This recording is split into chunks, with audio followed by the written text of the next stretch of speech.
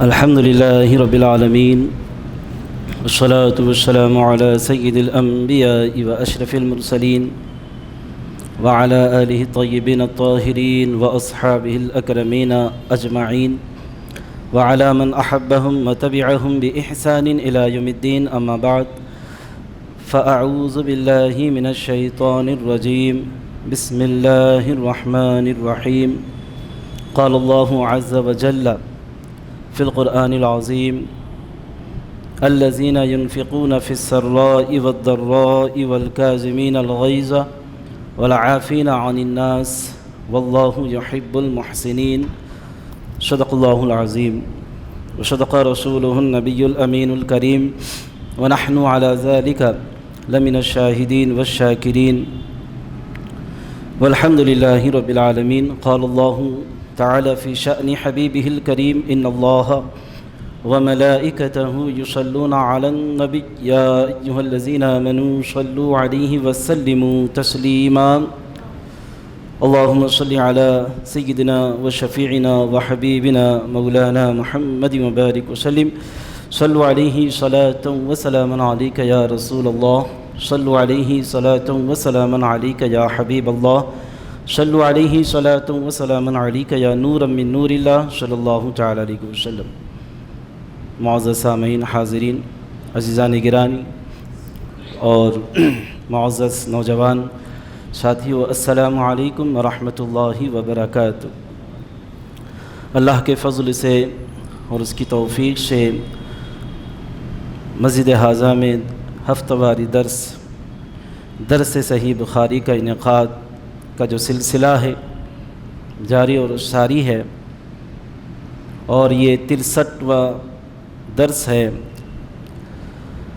اور گزشتہ اتوار آپ حضرات تشریف لائے، لیکن حضرت کی جو ہے تشریف آوری نہیں ہوئی تھی مجبوری کی وجہ سے، اور اس اتوار کو بھی جو ہے حضرت تشریف نہیں لا سکے.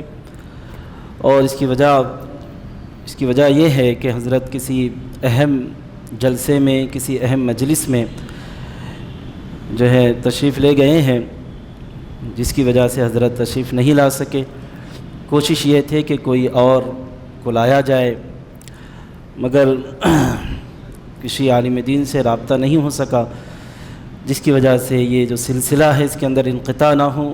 تو سلسلے کو جاری اور ساری رکھنے کے لیے پھر میں آپ کے سامنے یہاں پر موجود ہوں، چند باتوں کے ساتھ، وہ باتیں جو ہمارے لیے فائدہ مند ثابت ہوں گی اور دنیا اور آخرت میں ہمارے لیے وہ نیکیوں کا سبب بنیں گے انشاءاللہ تعالی.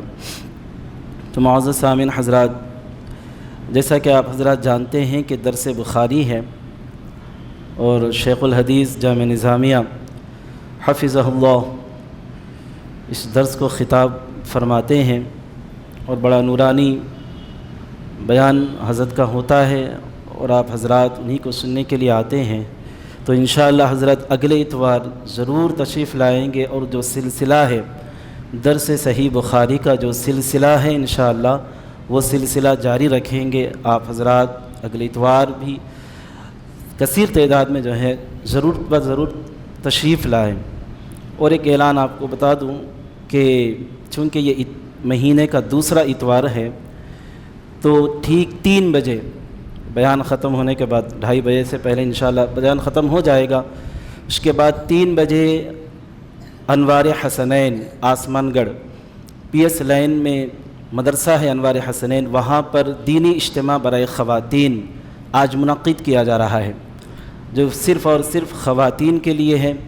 تو آپ حضرات سے گزارش کرتا ہوں کہ یہاں پر بیان ختم ہونے کے بعد گھر جائیں اور اپنی خواتین کو ضرور اس دینی اجتماع میں بھیجیں، تاکہ جو ہے دین کی یعنی اصلاح ہو جائے اور دینی معلومات میں اضافہ ہو جائے. تو یہ ضرور آپ کریں، اس لیے کہ گھر کی خواتین کی اگر اصلاح ہو جائے تو گھر جنت ہے، اور تربیت بچوں کی اچھی ہوگی. تو اس لحاظ سے آپ حضرات ضرور 3 بجے سے پہلے آپ دینی اجتماع برائے خواتین میں اپنی خواتین کو ضرور چھوڑ آئیں یا بھیجیں. تو معزز سامعین حضرات، اللہ کے نبی صلی اللہ تعالی علیہ وسلم کی میلاد کا یہ مہینہ چل رہا ہے۔ اللہ پاک نے آپ کو بہت ساری چیزوں کے ساتھ دنیا میں مبعوث فرمایا ہے۔ سب سے بڑی چیز اللہ نے آپ کے ساتھ جو دے کر بھیجا ہے وہ قرآن مجید ہے، قرآن پاک ہے۔ اب اس کے ساتھ ساتھ اور بھی بہت ساری اللہ پاک نے بہت ساری چیزیں دے کر بھیجی ہیں جس پر ایمان رکھنا بہت ضروری ہے۔ اس کے بغیر ایمان کامل نہیں ہوتا، بلکہ ایمان ہی نہیں ہوتا۔ تو بہت ساری چیزوں کے ساتھ اللہ کے نبی صلی اللہ تعالی علیہ وسلم دنیا میں مبعوث فرمائے، اس پر بہت ساری باتیں علماء کرام بیان کرتے ہیں، آپ سنتے ہیں، کیونکہ حضور کی جو خوبیاں ہیں، حضور کے جو صفات ہیں، اس کو کوئی بیان نہیں کر سکتا۔ قلم ختم ہو جائیں گے، سیاہی ختم ہو جائے گی، اور جو اوراق ہے وہ اوراق ختم ہو جائیں گی، لکھنے والے ختم ہو جائیں گے، لیکن حضور پاک علیہ الصلاۃ والسلام کی جو خوبی ہے، جو صفت ہے، جو نعت ہے، جو مدحت ہے، وہ کبھی ختم نہیں ہوگی، کیونکہ اللہ پاک نے قرآن کے اندر فرمایا کہ وَرَفَعْنَا لَكَ ذِكْرَكَ، کہ اے حبیب ہم نے آپ کے لیے آپ کے ذکر کو بلند فرمایا۔ کس کے لیے؟ خود آپ کے لیے آپ کے ذکر کو بلند فرمایا۔ اب رب لامحدود ہے، اس کی باتیں لامحدود ہے، اس کا کرم، اس کا رحم لامحدود ہے، اور جس کو وہ عطا کرتا ہے تو وہ بھی لامحدود ہے۔ اللہ لامحدود جب عطا کرنے پر آتا ہے تو لامحدود عطا کرتا ہے۔ تو اللہ نے اپنے حبیب پاک علیہ الصلاۃ والسلام کی رفعت بیان کی ہے، جو بلند فرمایا ہے، اس کی کوئی حد نہیں ہے، اس لیے کہ اللہ کی کوئی حد نہیں ہے، اللہ لامحدود ہے۔ تو یہ اللہ تبارک و تعالیٰ نے حضور پاک علیہ الصلاۃ والسلام بہت خوبیوں کے ساتھ دنیا میں مبعوث فرمایا ہے، بہت خوبیوں کے ساتھ جس کو ہم بیان نہیں کر سکتے، لیکن ہم آپ کے سامنے وہی بیان کریں گے جو حضور پاک علیہ الصلاۃ والسلام نے جو ہے خود اپنی زبان مبارک سے بیان کیا ہے، زبان مبارک سے بیان کیا ہے۔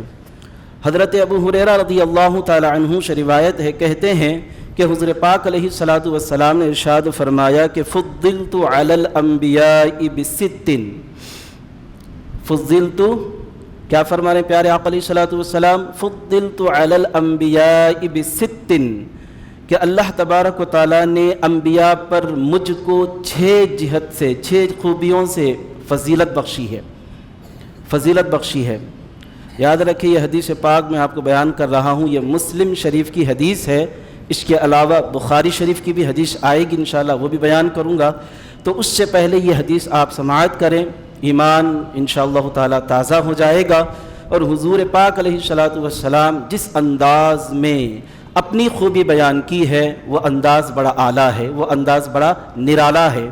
تو حضور پاک علیہ الصلاۃ والسلام نے خود کی خوبی بیان کی ہے پچھلے انبیاء پر، پچھلے انبیاء پر۔ میں بارہا کہتا ہوں کہ ہم جو حضور پاک علیہ الصلاۃ والسلام کی فضیلت کو بیان کرتے ہیں دیگر انبیاء پر، یہ ہم بیان نہیں کرتے، خود اللہ بیان کرتا ہے، اور خود اللہ کے نبی صلی اللہ علیہ وسلم بیان کرتے ہیں۔ اللہ خود ارشاد فرماتا ہے تیسرے پارے کی ابتدا میں، تِلْكَ الرُّسُلُ فَضَّلْنَا بَعْضَهُمْ عَلَى بَعْضٍ، ہم نے رسولوں کو رسولوں پر فضیلت دی ہے، ایک رسول کو دوسرے رسول پر فضیلت دی ہے، تو یہ اللہ نے خود دی ہے۔ اب یہاں پر پیارے آقا علیہ الصلاۃ والسلام خود جو ہے خوبی بیان کر رہے ہیں، فرماتے ہیں کہ مجھے انبیاء پر 6 چیزوں سے فضیلت دی گئی ہے۔ اس کو اچھی طرح سے آپ حضرات یاد رکھیں، 6 چیزیں ہیں، 6 چیزیں۔ آپ اس کو بارہا آپ نے اس کو سنا ہے، پھر بھی آپ اس کو آج اعادے کے طور پر اپنے ذہن میں بٹھائیں تاکہ ہمارے نبی کی خوبی کیا ہے کم سے کم ہمیں معلوم ہو۔ اس حدیث میں جو 6 خوبیاں بیان کی گئی ہیں، حضور نے جو بیان کی ہیں وہ صرف 6 نہیں ہے، اس کے علاوہ اور بھی ہے، لیکن یہاں پر حضور پاک علیہ الصلاۃ والسلام موقع کی مناسبت سے ان 6 چیزوں کو یہاں پر بیان کیا ہے۔ اور دوسری حدیث آپ سنیں گے، اس کے اندر اور ایک خوبی اللہ کے نبی صلی اللہ علیہ وسلم نے بیان کی ہے، اپنی خوبی۔ تو فرماتے ہیں کہ اللہ تبارک و تعالیٰ نے انبیاء پر مجھے 6 چیزوں سے فضیلت عطا فرمائی ہے، اور پہلی چیز کیا ہے؟ اعطیت جوامع الکلم، اللہ نے مجھے جوامع الکلم عطا کیا ہے، مجھے جوامع الکلم عطا کیا گیا ہے، جامع کلمات اللہ پاک نے مجھے عطا کیا ہے، جامع کلمات۔ یہ جو جامع جوامع الکلم جو حدیث کے اندر جو لفظ آیا ہے، اس کے اندر بڑے وسیع معنی ہے. بہت ساری باتیں محدثین کرام نے اس پر بیان کی ہیں کہ جوامع الکلم دے کر اللہ نے جو حضور پاک علیہ الصلاۃ والسلام کو مبعوث فرمایا، تو کیا ہے وہ جوامع الکلم؟ انشاءاللہ تعالی اس کو بھی میں جو ہے آگے اس کی تفسیر، اس کی تشریح میں آپ کو بیان کروں گا. تو اس کے بعد دوسری بات آپ سماعت فرمائیں. 6 چیزوں میں پہلی چیز کیا ہے؟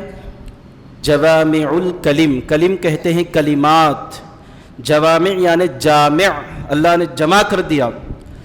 حضور کی باتیں مختصر ہوتی ہیں لیکن اس کے اندر معنی بہت زیادہ ہوتا ہے، یہ جوامع الکلم ہے. تو پہلی بات. اور دوسری بات کیا ہے؟ وَنُصِرْتُ بِالرُّعْبِ. اللہ پاک نے مجھے رعب کے ذریعے سے مدد فرمائی ہے، یعنی مجھے رعب کے ذریعے سے میری مدد کی گئی ہے. اب مدد کی گئی ہے کا مطلب یہ ہے اللہ نے مدد کی ہے. یہ پہلے کے نبیوں میں نہ تھا، ایسا پہلے کے نبیوں میں نہیں تھا. یہ حضور پاک علیہ الصلاۃ والسلام کا خاصہ ہے. آپ کی خصوصیات میں سے ایک ہے کہ اللہ نے آپ کو رعب کے ساتھ مبعوث فرمایا، رعب کے ساتھ مدد فرمایا ہے. یہ دوسری بات. پہلی بات جوامع الکلم، پھر دوسری بات کیا ہے؟ نصرت بالرعب. نصرت بالرعب، یہ 2 باتیں ہو گئی. اور تیسری بات کیا ہے؟ وَأُحِلَّتْ لِي الْغَنَائِمُ. اور اللہ نے میرے لیے غنائم کو حلال کر دیا ہے. میرے لیے غنائم، مال غنیمت کو حلال کر دیا ہے، حلال کر دیا گیا ہے. پچھلے نبیوں کو نہیں تھا ایسا. پچھلے انبیاء کو اس طرح نہیں تھا. جو جنگ میں جاتے، جو مال غنیمت ملتا، دشمنوں کا جو مال غنیمت فتح ملنے کے بعد، اللہ والوں کو فتح ملنے کے بعد جو مال رہتا تھا اس کو کہتے تھے مال غنیمت.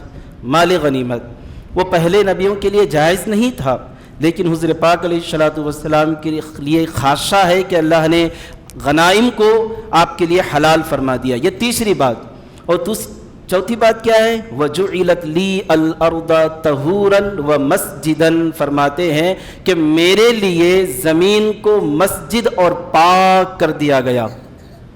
ساری زمین کو پاک کر دیا گیا. میرے لیے زمین کو کیا کر دیا گیا؟ پاک کر دیا گیا. پہلے کیا تھا؟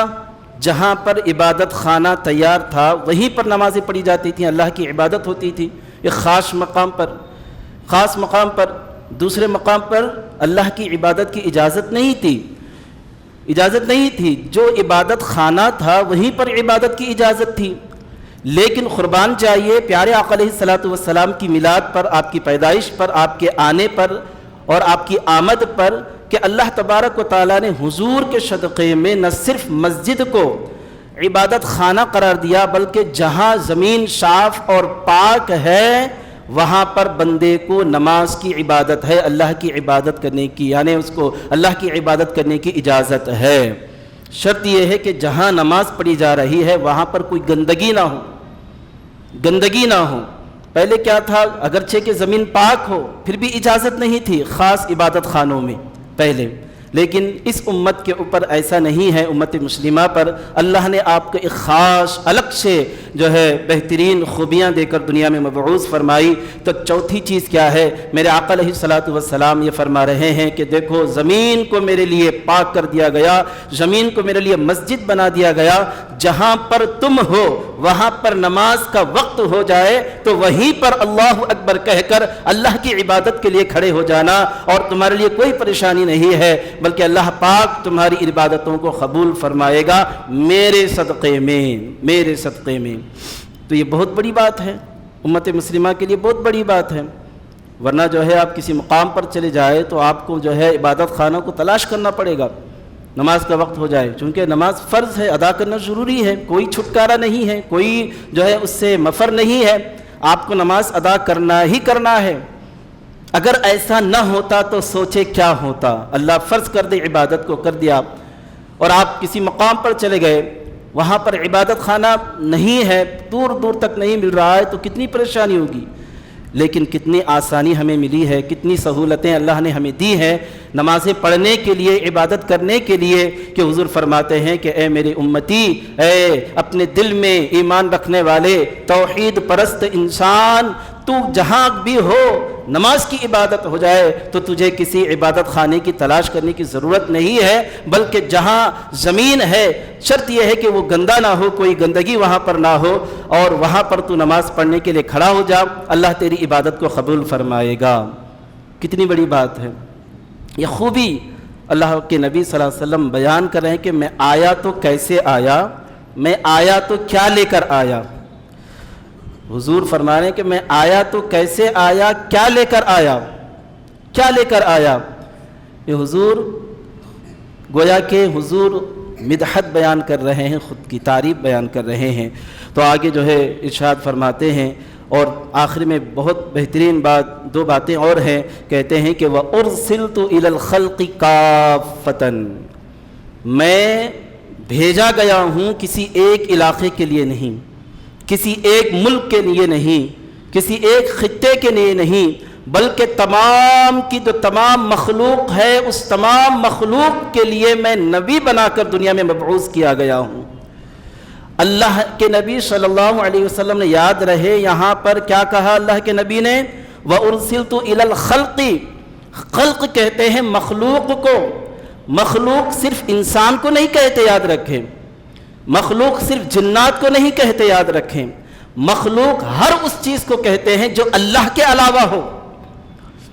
خالق صرف ایک ہی ہے، وہ کون ہے؟ وہ اللہ کی ذات ہے۔ اللہ کی ذات سے ہٹ کر جتنی بھی چیزیں ہیں وہ سب کی سب مخلوق ہیں۔ زمین مخلوق، آسمان مخلوق، عرش مخلوق، لوح مخلوق، قلم مخلوق، لوح محفوظ مخلوق، فرشتے مخلوق، جنت مخلوق۔ دنیا کی طرف آئے تو زمین پر رہنے والے انسان مخلوق، جنات مخلوق، زمین، پہاڑ، شجر، حجر، نباتات، جمادات، سب کے سب اللہ کی مخلوق ہے۔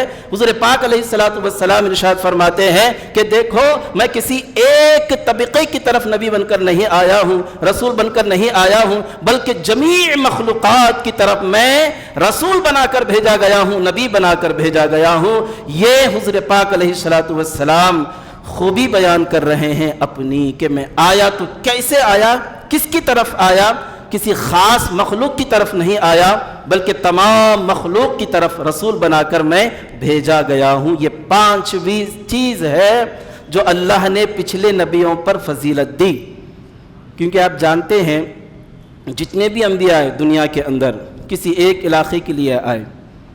حضرت موسیٰ علیہ السلام مصر کی طرف آئے، اور شعیب علیہ السلام مدین کی طرف آئے نبی بنا کر۔ الگ چھوٹے چھوٹے علاقوں کے لیے، چھوٹے چھوٹے ملک کے لیے، جیسے کہ ایشیا ہے، ایشیا کے لیے ایسا جو ہے دنیا کے اندر نبی بھیجے گئے۔ میرے آقا علیہ الصلوۃ والسلام ارشاد فرماتے ہیں دیکھو جب میری باری آئی تو پھر اللہ نے کیا کیا، اللہ نے کسی خاص مخلوق کی طرف نہیں بلکہ جمیع مخلوق کی طرف مجھے رسول بنا کر دنیا میں مبعوث فرمایا ہے۔ تو دنیا کے اندر جتنی بھی مخلوق ہے، چاہے انسانوں میں ہو، چاہے جانوروں میں ہو، چاہے جمادات ہو، نباتات ہو، پہاڑ ہو، ہر چیز کی طرف اللہ کے نبی صلی اللہ علیہ وسلم رسول بنا کر بھیجے گئے ہیں۔ یہ پانچویں خوبی، یہ پانچویں چیز اللہ کے نبی صلی اللہ علیہ وسلم بیان کر رہے ہیں جمیع مخلوق۔ یہی وجہ ہے کہ حضرت علی رضی اللہ تعالیٰ عنہ ارشاد فرماتے ہیں میرے آقا علیہ الصلوۃ والسلام، میں جب کسی وادی کی طرف جاتا تو میں دیکھتا کہ پہاڑ، میں دیکھتا کہ پتھر حضور پاک علیہ الصلوۃ والسلام کو سلام کرتے تھے، سلام عرض کیا کرتے تھے، الصلاۃ والسلام علیک یا رسول اللہ کہہ کر حجر پکارا کرتے تھے، شجر پکارا کرتے تھے، درخت اپنے مقام سے نکل کر حضور کی بارگاہ میں آ کر سلام عرض کیا کرتے تھے۔ کیوں کیا کرتے تھے؟ اس لیے کہ حضور پاک علیہ الصلوۃ والسلام صرف انسانوں کی طرف رسول بنا کر نہیں بھیجے گئے بلکہ ان حجر کی طرف بھی رسول بنا کر بھیجے گئے، شجر کی طرف بھی رسول بنا کر بھیجے گئے۔ یہی وجہ ہے کہ یہ ساری چیزیں حضور کو دیکھتی تو خوش ہو جاتی اور حضور کی بارگاہ میں صلاۃ و سلام عرض کرنے لگتی۔ یہ حدیث پاک ہے، یہ حدیث پاک کے اندر موجود ہے، انشاءاللہ وہ حدیث میں آپ کو سناؤں گا۔ اب جانوروں کی بات کرتے ہیں۔ جانور حضور پاک علیہ الصلوۃ والسلام کے قدم مبارک میں آ کر سر رکھا کرتے تھے، سجدے کیا کرتے تھے۔ اونٹنی کا قصہ آپ نے سنا، ایک اونٹنی جس کا مالک اسے پریشان کر رہا تھا، اور وہ جس کی وجہ سے وہ اونٹنی پریشان مالک کی خدمت نہیں کر رہی تھی، حضور پاک علیہ الصلوۃ والسلام یہ بات بیان آپ کے سامنے رکھی گئی، تو پھر حضور پاک علیہ الصلوۃ والسلام آئے تو اونٹنی فوراً اپنی جگہ سے اٹھ کر حضور پاک علیہ الصلوۃ والسلام کے قدم مبارک پر اپنا سر رکھ دیا۔ صحابہ پریشان۔ حضور نے جب اس کی کہانی کو سنا، اس کی پریشانی کو سنا، تو مالک سے کہا کہ تو نے اس کے ساتھ جو ہے ظلم کیا ہے، تو نے اس کو صحیح طریقے سے اس کی حفاظت نہیں کی ہے۔ تو صحابہ دیکھ کر یہ خواہش کرنے لگتے، یہ آرزو کرنے لگتے کہ یا رسول اللہ جانور آپ کو سجدہ کرتے ہیں، ہمیں بھی حکم دیجئے کہ ہم آپ کو سجدہ کریں۔ لیکن اللہ کے نبی صلی اللہ علیہ وسلم جو ہے ارشاد فرماتے کہ اے میرے صحابہ، سجدہ صرف ایک ذات کے لیے جائز ہے، اور وہ ہے اللہ کی ذات، اس کے علاوہ کسی کو سجدے کا حکم نہیں ہے۔ اگر سجدے کا حکم ہوتا تو میں بیویوں سے کہتا کہ وہ اپنے شوہروں کے لیے سجدہ کرے، شوہروں کو سجدہ کرے۔ اگر سجدے کا حکم ہوتا تو میں ایسا دیتا، لیکن اجازت صرف اللہ کو ہے سجدہ کرنے کی، اس کے علاوہ کسی اور کو نہیں ہے۔ تو بتانا مقصود یہ ہے کہ تمام مخلوق کی طرف آپ رسول بن کر آئے، تو حجر بھی دیکھ رہے ہیں تو سلام کر رہے ہیں، شجر بھی دیکھ رہے ہیں تو سلام کر رہے ہیں، جانور بھی آ رہے ہیں تو آپ کے قدموں پر اپنا سر رکھ کر جو ہے اپنی پریشانی کو بیان کر رہے ہیں، اور حضور پاک علیہ الصلوۃ والسلام اس پریشانی کو سمجھ کر ان کی پریشانیوں کو دور بھی کر رہے ہیں۔ میرے آقا علیہ الصلوۃ والسلام خطبہ دیا کرتے تھے، خطبہ ایک درخت کو ٹیکا دے کر۔ جب ممبر بنایا گیا، لکڑی کا ممبر بنایا گیا، جب اس پر خطبہ دینے لگے تو رونے کی آواز آئی، پریشان صحابہ کہ کہاں سے آ رہی ہے یہ آواز؟ تو حضور پاک علیہ الصلوۃ والسلام نے پہچان لیا، پریشان نہ ہو، یہ اس درخت سے آواز آ رہی ہے جسے میں ٹیکا دے کر خطبہ دیا کرتا تھا، چونکہ آج میں اسے ٹیکا دے کر خطبہ نہیں دے رہا ہوں، اس لیے وہ میری جدائی کی وجہ سے یہ درخت رو رہا ہے۔ تو تمام مخلوق، چاہے وہ حجر ہو، شجر ہو، انسان ہو، جنات ہو، فرشتے ہوں، پہاڑ ہوں، ہر ایک کی طرف میرے آقا علیہ الصلوۃ والسلام جو ہے نبی بنا کر دنیا میں مبعوث فرمائے گئے۔ پانچویں چیز یہ ہے، اور چھٹی چیز کیا ہے؟ آخری چیز سماعت فرمائیں، آخری چیز ہے، فرماتے ہیں کہ وہ ختم بی النبیون، اللہ نے میرے ذریعے سے نبوت کا سلسلہ ختم فرما دیا۔ میں خاتم النبیین ہوں، اب میں آیا، اس کا مطلب یہ ہے کہ میرے بعد کوئی نبی نہیں آئے گا۔ اس طرح میرے ذریعے سے اللہ نے کیا کر دیا؟ نبیوں کا سلسلہ جو تھا، آنے کا جو سلسلہ تھا، وہ سلسلہ اللہ پاک نے ختم کر دیا مجھے بھیج کر۔ یہ چھٹی چیز، ان چیزوں کو اچھی طرح سے یاد رکھیں، یہ بڑی بہترین چیزیں ہیں جو اللہ کے نبی صلی اللہ علیہ وسلم جو ہے بیان کر رہے ہیں۔ آپ اگر بیان کریں گے تو ایک تو آپ کو ثواب ملے گا، حضور پاک علیہ الصلوۃ والسلام کی سنت جو ہے آپ کو سنت ادا ہو جائے گی۔ آپ اپنے بچوں کے سامنے بیان کریں گے تو آپ کے بچوں میں بھی جو ہے حضور پاک علیہ الصلوۃ والسلام کی محبت جاگ اٹھے گی، محبت پیدا ہوگی، عشق رسول اس کے دل میں گر جائے گا، بیٹھ جائے گا۔ پھر دنیا کی کوئی جو ہے شرک طاقت یا کفر والی طاقت اس کو جو ہے اس کے ایمان سے نہیں ہٹا سکے گی، جب تک کہ عشق رسول اس کے دل میں ہے، عشق رسول اس کے دل میں ہے۔ تو یہ 6 خوبیوں کے ساتھ اللہ کے نبی علیہ الصلوۃ والسلام دنیا کے اندر مبعوث فرمائے گئے۔ اور ایک بخاری اور مسلم شریف کی حدیث، حضرت ابو ہریرہ رضی اللہ تعالیٰ عنہ اس حدیث کے راوی ہیں، کہتے ہیں کہ ان رسول اللہ صلی اللہ تعالیٰ علیہ وسلم بعثت بجوامع الکلم۔ پچھلی جو حدیث آپ نے سنی وہ مسلم شریف کی حدیث تھی، صرف مسلم شریف کی حدیث اور دیگر حدیث کتابوں میں، اور یہ جو حدیث پاک ہے یہ مسلم شریف کے ساتھ ساتھ بخاری شریف میں بھی آئی ہے۔ اس کے اندر بھی جو ہے 2 باتیں جو پچھلی حدیث کے ہیں، وہ 2 باتیں اس کے اندر یہاں پر حضور نے بیان کی ہیں، اور اس کے علاوہ ایک اور اہم بات حضور نے بیان کی ہے، اہم بات۔ تو فرماتے ہیں میرے آقا علیہ الصلوۃ والسلام کہ بعثت بجوامع الکلم، میں جامع کلمات کے ساتھ مبعوث فرمایا گیا ہوں۔ وہ حدیث میں کیا تھا؟ اعطیت بجوامع الکلم، اعطیت تھا مجھے عطا کیا گیا، یہاں پر کیا ہے؟ بعثت مجھے بھیجا گیا۔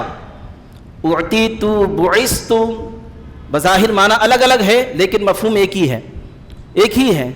تو میرے آقا علیہ الصلوۃ والسلام ارشاد فرمائے کہ بعثت بجوامع الکلم، اللہ نے جامع کلمات کے ساتھ مجھے مبعوث فرمایا، ونصرت بالرعب، اور رعب کے ذریعے میری مدد کی گئی ہے، رعب کے ذریعے، جو پہلی حدیث میں بھی تھا۔ اب تیسری جو بات ہے، تیسری بات وہ الگ ہے۔ میرے آقا علیہ الصلوۃ والسلام ارشاد فرماتے ہیں، قربان جائیے، فرماتے ہیں کہ وَبَيْنَ أَنَا نَائِمٌ رَأَيْتُونِي أُوتِيتُ بِمَفَاتِيحِ خَزَائِنِ الْأَرْضِ فَوُضِعَتْ فِيهِ بِيَدِي۔ میرے آقا علیہ الصلوۃ والسلام ارشاد فرما رہے ہیں کہ میں سو رہا تھا، میں سویا ہوا تھا، میں نے خواب میں دیکھا، جامع کلمات کے ساتھ اللہ نے مجھے مبعوث کیا، اور کیا دے کر مجھے بھیجا، کیا دے کر مجھے بھیجا، وہ بھی سماعت فرمائیں۔ اللہ نے حضور کو کیا دے کر بھیجا؟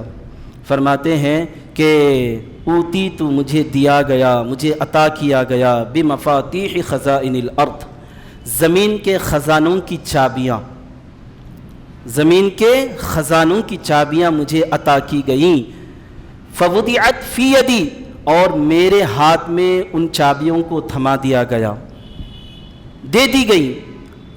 تو حاضرین اکرام، اب یہاں پر جو ہے ہم اندازہ کر سکتے ہیں کہ اللہ نے حضور پاک علیہ الصلوۃ والسلام کو کیا کیا دے کر بھیجا ہے، اور یہاں پر تو اللہ نے حد ہی کر دی اور کہا کہ دیکھو میرا نبی آ رہا ہے، تو میں چاہتا ہوں کہ میرے نبی میں کوئی کمی نہ ہو، میں چاہتا ہوں کہ میرے نبی میں کوئی ناقص چیز نہ ہو، میرا نبی ہر جہت سے کامل ہو، میرا نبی ہر جہت سے مکمل ہو، میرا نبی ہر جہت سے اعلیٰ ہو۔ کوئی میرے نبی کے پاس آئے تو میرا نبی لا نہ کہے، میرا نبی نہیں نہ کہے، بلکہ ہر چیز میرے نبی کے پاس ہو۔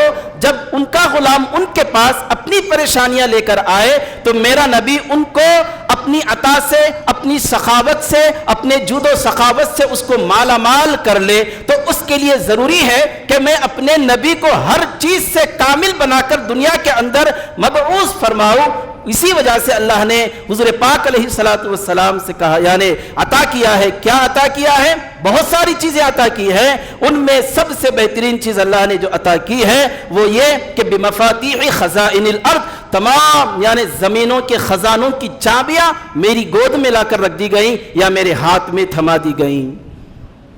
کتنی بڑی بات ہے۔ اور ہم ہیں کہ حضور کی شان میں نقص بیان کرتے رہتے ہیں۔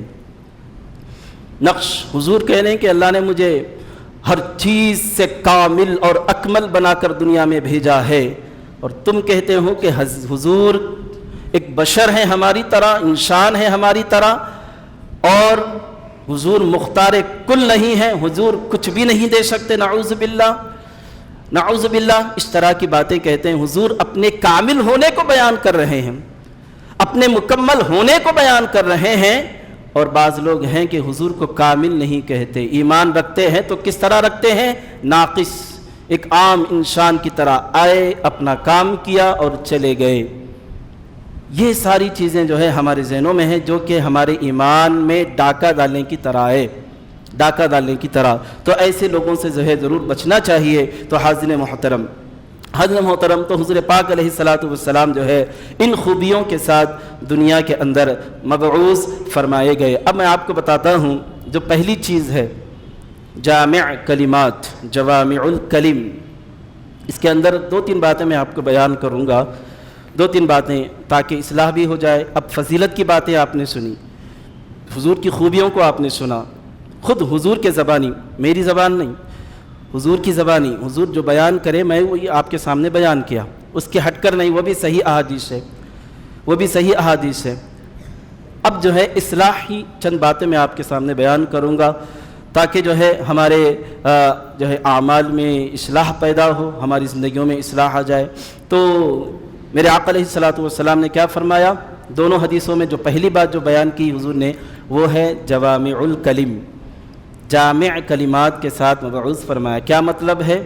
علامہ بدر الدین عینی رحمۃ اللہ تعالیٰ علیہ فرماتے ہیں اس کا مطلب یہ ہے کہ حضور پاک علیہ الصلوۃ والسلام جب بیان کرتے ہیں تقریباً مختصر الفاظ میں، لیکن اس کے اندر معنی بہت زیادہ ہوں، الفاظ مختصر ہوں، معانی بہت زیادہ ہوں، اس کا معنی ہے جوامع الکلم۔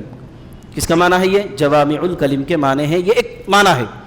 ایک محدث کا ایک تشریح میں نے آپ کے سامنے رکھی، بہت ساری باتیں بہت علماء کرام نے بیان کی ہیں، ایک بات میں نے یہاں پر رکھ دی ہے، تو اس کی مثال میں آپ کو دیتا ہوں، اس کی مثال جو ہے میں آپ کو دیتا ہوں کہ جوامع الکلم کس طرح حضور ہے، کس طرح حضور ہے۔ تو ایک صحابی رسول کے متعلق ہے کہ ایک صحابی رسول آئے، کون آئے؟ ایک صحابی رسول آئے، حضور کی بارگاہ میں عرض کیا کہ یا رسول اللہ مجھے کوئی ایسی وصیت فرمائیے کہ میں اس کو کروں، پھر کسی اور کو پوچھنے کی ضرورت نہ پڑے، میں اس کو کروں، زیادہ لمبی نہ ہو وہ نصیحت، وہ وصیت زیادہ لمبی نہ ہو کہ میں اس کو کروں کسی اور کو پوچھنے کی ضرورت نہ پڑے۔ صحابہ تھے، اب سامنے والے کے حساب سے جواب دینا بہت ضروری ہے۔ حضور پاک علیہ الصلوۃ والسلام ہر جہت سے اعلیٰ ہے، اور حضور پاک علیہ الصلوۃ والسلام کی عادت کریمہ یہ تھی کہ سامنے والا جیسا ہوتا اس کو ویسا حکم دیتے، سامنے والا جیسا ہوتا اس کو ویسا ہی حکم دیتے، ضرورت سے زیادہ حکم نہیں دیا کرتے تھے صحابہ کرام کو۔ حضور پاک علیہ الصلوۃ والسلام جو ہے زیادہ حکم نہیں دیا کرتے تھے، سامنے جس کا دماغ جیسا ہوتا، جس کا ذہن جیسا ہوتا، جس کی طاقت جتنی ہوتی، میرے آقا علیہ الصلوۃ والسلام اسی کے مطابق کیا کرتے تھے؟ جواب دیتے تھے، بیان کرتے تھے۔ یہ حضور پاک علیہ الصلوۃ والسلام کا خاصہ تھا، یہی جوامع الکلم ہے۔ میرے آقا علیہ الصلوۃ والسلام سے صحابی رسول نے عرض کیا کہ یا رسول اللہ آپ مجھے وصیت کیجئے، نصیحت کیجئے، مختصر، زیادہ لمبی نہ ہو کہ میں بھول جاؤں، ہو سکتا ہے کہ میں بھول جاؤں، زیادہ لمبا ہو تو مجھے وصیت کیجئے۔ تو پھر حضور پاک علیہ الصلوۃ والسلام نے صرف ایک جملہ فرمایا، وہ کیا جملہ تھا پتہ ہے؟ کہ لا تغضب، تو غصہ مت کر، تو غصہ مت کر۔ اب صحابی رسول پریشان، پھر پوچھا یا رسول اللہ مجھے نصیحت کیجئے۔ حضور نے کہا لا تغضب، غصہ نہ کر۔ پھر وصیت کیجئے، سوال ہوا، پھر کہا لا تغضب۔ اب وہ صحابی رسول چلے گئے۔ اب وہ کہتے ہیں صحابی رسول کہ میں نے سوچا کہ حضور نے لا تغضب کیوں کہا، غصہ نہ کر کیوں کہا، غصہ نہ کر کیوں کہا؟ تو میں نے غور کیا تو میں نے یہ سمجھا کہ غصہ وہ شے ہے جو گناہوں کی طرف لے جاتا ہے، غصہ وہ شے ہے جو گناہوں کی طرف لے جاتا ہے، اللہ سے دور کرتا ہے۔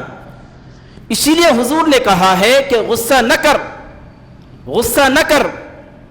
اب یہاں پر حضور نے فرمایا کہ غصہ نہ کر، تو معزز سامعین حضرات اس کے اندر کتنی بڑی بات ہے۔ آپ کو پتہ ہے غصے سے کیا کیا نقصانات ہیں؟ غصے سے کیا نقصانات ہیں؟ 3 قسم کے غصے ہیں، یاد رکھیں، 3 قسم کے غصے بیان کیے جاتے ہیں۔ غصے میں تفریط، غصے میں افراط، غصے میں اعتدال، 3 چیزیں ہیں۔ ان 3 چیزوں کو یاد رکھیے اچھی طرح سے۔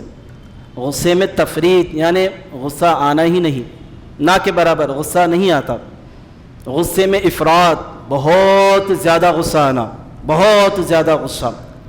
غصے میں اعتدال، جہاں پر غصہ آنا ہے وہیں پر آنا، جہاں پر نہیں آنا ہے وہاں پر نہیں آنا، یہ غصہ جائز ہے۔ غصے میں اعتدال والا جو قسم ہے یہ غصہ جائز ہے۔ اور دوسرے معنی میں آپ کو بیان کروں دوسرے انداز میں کہ دیر سے آنا غصہ، جلدی سے چلا جانا، جہاں پر آنا ہے دیر سے آنا، جلدی چلے جانا۔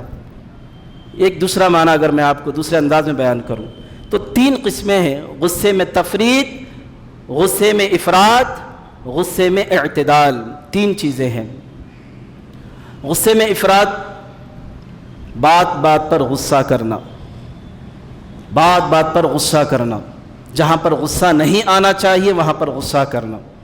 گھر میں گیا، بیوی جو ہے سالن پکانے میں کچھ کمی کر دی، نمک وغیرہ ڈالنے میں، اس پر غصہ آ جانا۔ بچے نے کوئی غلطی کر دی تو اس پر غصہ آ جانا۔ ہر بات پر غصہ آنا، ہر بات پر غصہ آنا۔ عفو درگزر کا معاملہ اس کے پاس ہے ہی نہیں، غصہ۔ جب غصے میں آتا ہے کیا ہوتا ہے انشاءاللہ میں آگے وہ بتاؤں گا۔ جب غصے میں انسان آتا ہے تو اس کے لیے کیا خرابیاں ہیں وہ میں آپ کو بتاؤں گا۔ دوسری قسم کیا ہے؟ غصے میں تفریط، غصہ آنا ہی نہیں، یہ بھی خراب ہے، یاد رکھیں، غصہ کا بالکل نہ آنا یہ بھی خراب چیز ہے، یہ بھی مذمت والی چیز ہے۔ وہ کیسے؟ مثال کے طور پر کوئی اللہ کے نبی صلی اللہ تعالیٰ علیہ وسلم، حضور پاک علیہ الصلوۃ والسلام کی شان میں گستاخی کی اور آپ کو غصہ ہی نہیں آ رہا، یہ غلط ہے۔ کوئی گستاخی کر رہا ہے، آپ کو غصہ نہیں آ رہا ہے، تو یہ ایمان اس کے اندر نہیں ہے، محبت رسول اس کے پاس نہیں ہے۔ اور اسی طرح کوئی دین کے ساتھ کھلواڑ کر رہا ہے، کوئی نمازوں کے ساتھ کھلواڑ کر رہا ہے، کوئی شریعت کے مسائل کے ساتھ کھلواڑ کر رہا ہے، کوئی عقائد صحیحہ کے ساتھ کھلواڑ کر رہا ہے، وہاں پر کیا کر رہا ہے؟ اس کو غصہ ہی نہیں آ رہا، یہ غلط ہے۔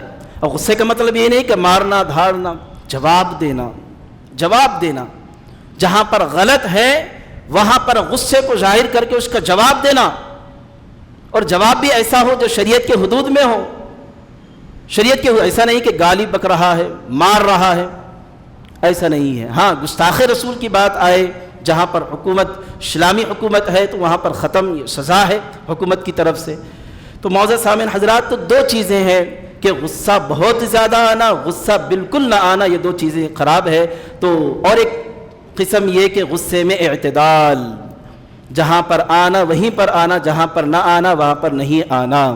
مثال کے طور پر ماں باپ ہے، اولاد ہے، بچہ جو ہے نمازوں کو نہیں جا رہا ہے، حالانکہ اس کے اوپر نماز فرض ہے، پھر بھی نہیں جا رہا ہے، قرآن کی تلاوت نہیں کر رہا ہے، دینی محافل میں نہیں جا رہا ہے، اب وہاں پر ماں باپ کو غصہ آنا چاہیے، یہاں تک اس کو مار بھی سکتے ہیں، اور وہاں پر ماں باپ کا غصہ جائز کہ اے بیٹے تیرے اوپر نماز فرض ہے، تجھے جانا چاہیے، اگر نہیں جاتا ہے تو پھر ماں باپ کے لیے حکم ہے کہ اس کو مار کر نماز کے لیے بھیجیں، یہاں پر غصہ ضروری ہے۔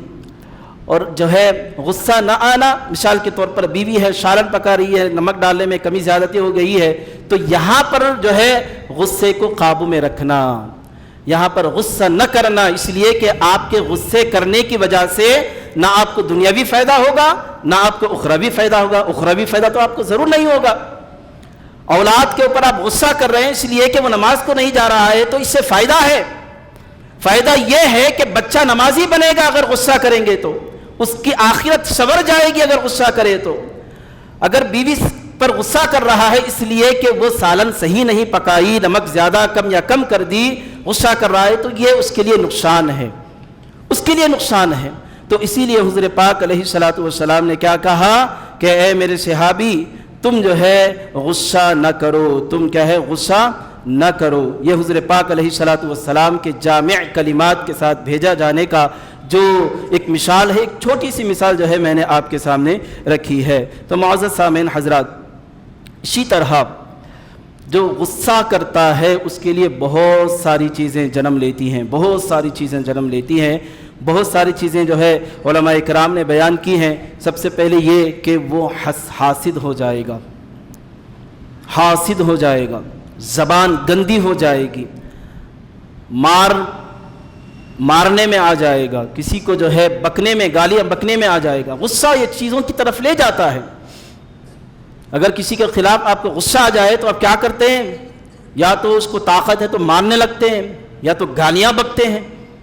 تو اثر غصے کی وجہ سے آپ کی زبان پر پڑتا ہے، آپ کے دل پر پڑتا ہے، اس لیے کہ جو ہے حسد کا جو تعلق ہوتا ہے دل سے ہوتا ہے۔ اور حسد کے بارے میں آپ جانتے ہیں کہ اللہ کے نبی صلی اللہ علیہ وسلم نے ارشاد فرمایا کہ حسد انسان کے نیکیوں کو اس طرح کھا جاتا ہے جیسے کہ آگ لکڑی کو کھا جاتی ہے، اعضاء پر اثر ہوتا ہے، ہاتھ استعمال کیا، ہتھیار لیا، وار کر دیا، حملہ کر دیا، یا خود پر اثر ہوتا ہے، جیسا کہ غصہ آ گیا، کپڑے پھاڑ لیے، اپنے جسموں کو نوچ رہا ہے۔ یہ ساری چیزیں جو ہے اس سے برے اثر انداز یہ ساری چیزیں آتی ہیں کب غصہ آ کر رہا ہے۔ تو میں چند مثالیں آپ کو جو ہے دی ہیں تاکہ آپ کو پتہ چلے کہ جامع الکلمات کے ساتھ حضور جو بھیجے گئے ہیں کہ اس کا فائدہ کیا ہے۔ تو لا تغضب، غصہ نہ کر، تو آپ حضرات بھی جو ہے غصہ نہ کریں۔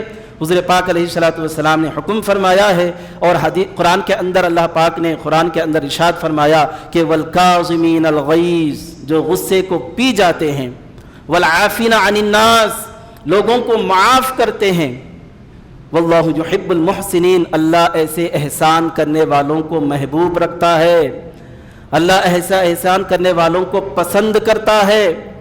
یہ اللہ فرما رہا ہے، اللہ ارشاد فرما رہا ہے قرآن کے اندر۔ یہی وجہ ہے کہ حضور پاک علیہ الصلوۃ والسلام ایک جملہ کہا، غصہ نہ کر، اس کے اندر جو پیچھے جو اچھائیاں ہیں وہ اچھائیاں بہت ساری ہیں، اور ان بہت ساری اچھائیوں پر اگر حاصل کرنا چاہتے ہیں ان بہت ساری اچھائیوں کو، تو ایک برائی کو چھوڑ دے، اور وہ برائی کیا ہے؟ غصہ نہ کر۔ اور اسی طرح حضور پاک علیہ الصلوۃ والسلام نے ارشاد فرمایا کہ من لا یرحم لا یرحم، جو رحم نہیں کرتا اس پر رحم نہیں کیا جاتا۔ کتنے مختصر انداز میں الفاظ ہیں، اب اس پر آپ سوچیں، آپ غور کریں، کتنے معنی اس کے اندر آئیں گے، آپ خود بیان کر سکتے ہیں۔ جو رحم نہیں کرتا اس پر رحم نہیں کیا جاتا، کیا مطلب ہے اس کا؟ آپ رحم کرو گے تو آپ پر رحم ہوگا، آپ رحم نہیں کرو گے تو پھر آپ پر رحم نہیں ہوگا۔ بچہ ہے چھوٹا سا، غلطی کی، رحم کریں، معاف کر دے، آپ معاف کر رہے ہیں تو پھر اللہ کا کرم آپ کے اوپر، اللہ کا رحم آپ کے اوپر۔ بیوی ہے، غصہ یعنی بیوی ہے، کوئی غلطی کر رہی ہے، معاف، رحم۔ اسی طرح ماں باپ ہے، اولاد غلطی کر رہی ہے، اسی طرح استاد ہے، شاگرد غلطی کر رہا ہے، جہاں پر معافی دی جا سکتی ہے وہاں پر معافی دے دیں، وہاں پر رحم کریں۔ حکمران ہے، حاکم ہے، تو حاکم جو ہے اپنے رعایا پر رحم، اپنی رعایا پر رحم، اگر وہ رحم نہیں کرے گا تو پھر اس پر اللہ کا رحم نہیں ہوگا۔ تو کتنی جملے دیکھیں آپ، اس کے اندر کتنی باتیں ہیں۔ اور پیارے آقا علیہ الصلوۃ والسلام نے جو ہے اور ایک جگہ ارشاد فرمایا کہ لا ضرر ولا ضرار، نہ نقصان اٹھاؤ نہ نقصان پہنچاؤ، نہ نقصان اٹھاؤ نہ نقصان پہنچاؤ۔ کسی کو اگر نقصان پہنچاؤ گے تو پھر نقصان خود ہی کا ہوگا۔ کسی کو اگر حسد کے مارے، جلن کے مارے، حسد، جلن، کینہ، بغض، عداوت کے مارے میں اگر کسی کو آپ اس کے کاروبار میں نقصان پہنچا رہے ہیں، اس کے گھر والوں کو نقصان پہنچا رہے ہیں، اس کے کاروبار میں آپ نقصان پہنچا رہے ہیں، تو یہ نہ سمجھنا کہ آپ دوسروں کو نقصان پہنچائے ہیں، بلکہ آپ نے خود اپنا نقصان کر لیا ہے، آپ نے خود اپنا نقصان کر لیا ہے۔ اور نقصان کون دے گا؟ وہ اللہ دے گا۔ جب کسی کو نقصان پہنچاؤ گے تو یاد رکھے تمہارے اوپر کوئی اور ہے جو تمہیں دیکھ رہا ہے، جو تم سے زیادہ تمہیں نقصان پہنچائے گا، تم سے زیادہ تمہیں نقصان پہنچائے گا۔ کوئی کسی مقام کا اگر بڑا ہے، کسی قوم کا اگر بڑا ہے، وہ یہ نہ سمجھا کہ میں سب سے بڑا ہوں، میں جو چاہے وہ کر سکتا ہوں، وہ یہ نہ سمجھے، بلکہ وہ یہ دیکھے کہ اگرچہ کہ میں بڑا ہوں لیکن میرے اوپر کوئی اور ہے جو سب سے بڑا ہے، وہ بھی دیکھ رہا ہے۔ کوئی صدر یا کوئی حکمران، کوئی وزیر اعظم، کوئی چیف منسٹر جو ہے اپنے آپ کو بڑا نہ سمجھے، کہیں نہ کہیں اللہ نے کسی کو اٹکا کے رکھا ہے، یاد رکھے، اٹکا کر رکھا ہے۔ اسی لیے پیارے آقا علیہ الصلوۃ والسلام نے ارشاد فرمایا کہ سید القوم خادمہم، قوم کا جو سردار ہوتا ہے وہ قوم کا سردار نہیں، ان کا خادم ہوتا ہے۔ سردار کا مطلب کیا ہے؟ عوام کی حفاظت کرنا، ان کا خیال کرنا۔ عوام کی حفاظت کرنے والا، ان کا خیال کرنے والا، وہ کیا ہوتا ہے؟ خادم ہوتا ہے، خدمت کرنے والا ہوتا ہے۔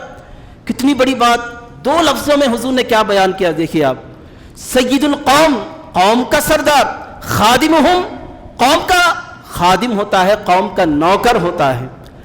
یہ ہے جامع کلمات، اگرچہ کہ دو لفظ ہیں مگر 200 سے زیادہ جو ہے اوراق میں لکھی جانے والی باتیں اس کے اندر موجود ہے کہ اے صدر، اے وزیر اعظم، اے حکمراں، تو یہ نہ سمجھنا کہ تو ایک تخت پر بیٹھا ہے تو پھر تو بہت بڑا ہو گیا ہے اور تو لوگوں پر جیسا چاہے ویسا منمانی کرے گا، جیسا چاہے ویسا ظلم کرے گا۔ یاد رکھ تیرے اوپر اللہ بھی ہے، وہ تجھے دیکھ رہا ہے۔ اسی لیے تو جب قوم کی خدمت کرنے کی بات آ جائے، جب تو کسی کا بڑا ہو جائے، چاہے تیرے گھر میں ہو، چاہے تیرے محلے کے لوگوں کے اندر ہو، چاہے معاشرے کے اندر ہو، چاہے شہر کے اندر ہو، ملک کے اندر ہو، تو کبھی بھی اپنے آپ کو جو ہے سردار نہ کہنا، بلکہ اپنے آپ کو خادم کہنا اور خادم کی طرح تو ان کی خدمت کرتے رہنا۔ یہ اللہ کے نبی صلی اللہ علیہ وسلم نے صرف 2 لفظوں میں بیان کیا، سید القوم خادمہم۔ تو آپ کو اللہ نے جب یہ اعزاز سے نوازے تو آپ اس اعزاز کو بھرپور انداز میں نبھائیں۔ آپ اپنے گھر میں ہوتے ہیں، کوئی نہ کوئی گھر کا بڑا ہوتا ہے، کسی جو ہے اس کی نگرانی میں گھر چلتا ہے، اس کا حکم چلتا ہے، تو وہ خادم بن کر جو ہے اپنے گھر والوں کی خدمت کرے، گھر والوں کی خدمت کرے۔ تو ہر وہ شخص جو بڑا ہوتا ہے وہ اپنے آپ کو خادم سمجھ کر جو ہے لوگوں کی خدمت کرے۔ یہ عمل ہوگا حضور پاک علیہ الصلوۃ والسلام کے اس قول کی، جس میں حضور فرماتے ہیں کہ سید القوم خادمہم، کہ قوم کا سردار ان کا خادم ہوتا ہے۔ تو معزز سامعین حضرات، تو اللہ پاک نے حضور پاک علیہ الصلوۃ والسلام کو بہت ساری خوبیوں کے ساتھ مبعوث فرمایا ہے، جو میں نے آپ کے سامنے بیان کی ہیں۔ وہ ایک حدیث، صرف 2 حدیثوں سے ہے، باقی بہت ساری حدیثوں میں بہت ساری خوبیاں آپ کی جو ہے بیان کی گئی ہیں۔ حضور پاک علیہ الصلوۃ والسلام ارشاد فرماتے ہیں کہ انا محمد و احمد انا حاشر الذی یحشر بالناس، کہ میں محمد ہوں، میں حامد ہوں، میں حاشر ہوں، میں عاقب ہوں۔ یہ سب حضور اپنی خوبیاں بیان کریں اور کہتے ہیں کہ میں انما انا قاسم، میں قاسم ہوں۔ حضور فرما رہے ہیں میں قاسم ہوں۔ تو بہت ساری خوبیوں کے ساتھ اللہ نے پیارے آقا علیہ الصلوۃ والسلام کو مبعوث فرمایا ہے، اور جو میں نے آپ کی اصلاح کے طور پر جو باتیں کہی ہیں ان باتوں پر آپ حضرات ضرور عمل کریں، اور جو فضیلت کی بات، جو خوبیاں حضور کی میں نے حدیث کی روشنی میں بیان کی ہے، ان خوبیوں کو بھی یاد رکھیں، تاکہ ان خوبیوں کو ہم اپنے بچوں کو بتائیں، جس کی وجہ سے عشق رسول بچوں کو بچپن سے ہی پیدا ہو جائے، اور پھر وہ مکمل طور پر سنت پر عمل کرنے والا ایک سچا امتی اور سچا غلام رسول صلی اللہ تعالیٰ علیہ وسلم بن کر دنیا کے اندر ابھرے۔ بس آخر میں اللہ کی بارگاہ میں یہی دعا کرتا ہوں کہ اے باری تعالیٰ، جو کچھ ہم نے سنا ہے مولا اس پر عمل کرنے کی توفیق عطا فرما، اور ہم سب کو قرآن پاک اور احادیث نبویہ صلی اللہ علیہ وسلم کے احکام پر عمل کرنے کی توفیق عطا فرما۔ اے اللہ ہمارے گناہوں کو معاف فرما، جائز مقاصد کو پورا فرما، ہم سب کو نماز پنجگانہ ادا کرنے کی توفیق عطا فرما۔ وآخر دعوانا الحمد للہ رب العالمین۔